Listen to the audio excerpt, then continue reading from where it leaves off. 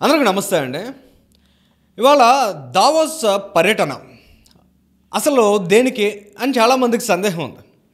ఆంధ్రప్రదేశ్ రాష్ట్ర ప్రభుత్వం ముఖ్యమంత్రి గారి నేతృత్వంలోని ఒక బృందం అక్కడికి వెళ్ళడం, ఆడ పర్యటిస్తూ ఉండడం, ఇదంతా దేనికి అసలు?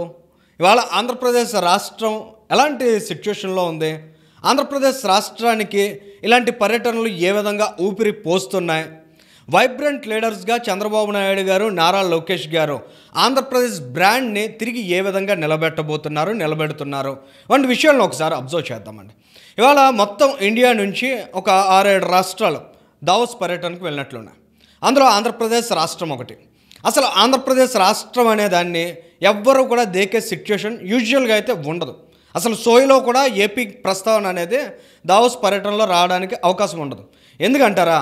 గడిచిన కాలంలో చూస్తే ఒక కోడిగుడ్డు మంత్రి ఇక్కడ ఐటీ శాఖ మంత్రిగా ఉండేవాడు, ఇండస్ట్రియల్ మినిస్టర్గా ఉండేవారు. ఇక జగన్మోహన్ రెడ్డి ఒక సూటు బోటు వేసుకుని చక్కగా అక్కడికి వెళ్ళి 4 ఫోటో సెషన్లు చేసుకుని వచ్చేయడం తప్ప, అది కూడా ఒకసారి వెళ్ళినట్లున్నారు వాళ్ళు. అంతకు మించి వాళ్ళు పొడిచింది అయితే ఏమీ లేదు.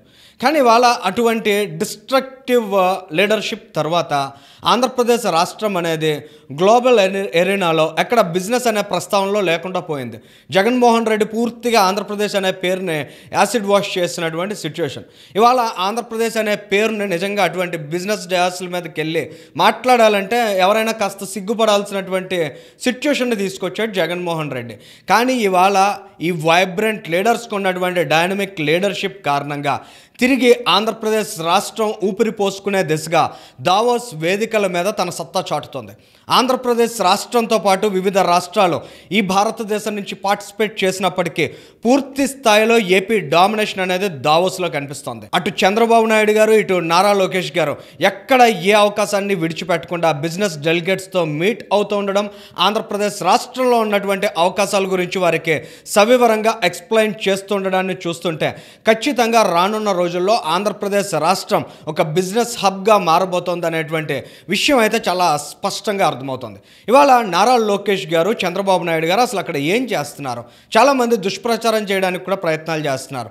కేవలం అమరావతి కోసమే ఈ దావోస్ పర్యటనకు వెళ్ళారు, కొన్ని కోట్ల రూపాయలు నేషనల్ మీడియాకి కుమ్మరించి ఆంధ్రప్రదేశ్ స్టేట్లో ముఖ్యమంత్రి, మంత్రి గారు ప్రచారం చేసుకునేటువంటి ప్రయత్నం చేశారని జర్నలిస్ట్ సాయి లాంటి వాళ్ళతో కూడా చాలా గుడ్డిగా మాట్లాడించేసింది వైఎస్ఆర్ కాంగ్రెస్ పార్టీ.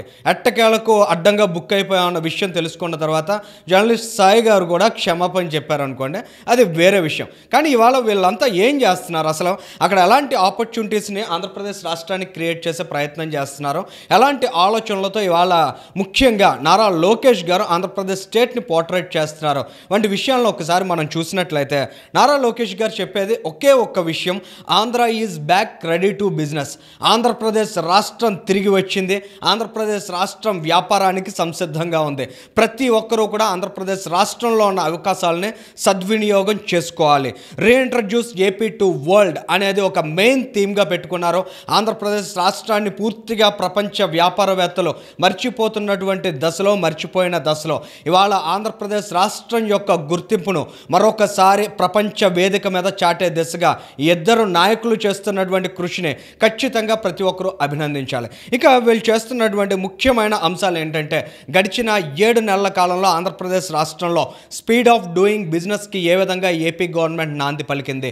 నాడు ఈజ్ ఆఫ్ డూయింగ్ బిజినెస్ని ప్రవేశపెట్టిన చంద్రబాబు నాయుడు గారి గవర్నమెంట్ ఇవాళ ఈజ్ ఆఫ్ డూయింగ్ బిజినెస్సే కాదు, స్పీడ్ ఆఫ్ డూయింగ్ బిజినెస్ అనేటువంటి ఆలోచనతో ముందుకు రావడం, వేగవంతమైన వ్యాపారానికి అవకాశాలని ఆంధ్రప్రదేశ్ రాష్ట్రంలో క్రియేట్ చేస్తూ ఉండడం అనేది ఖచ్చితంగా ఏపీకి ఒక ఉజ్వల భవిష్యత్తును క్రియేట్ చేయబోతుంది.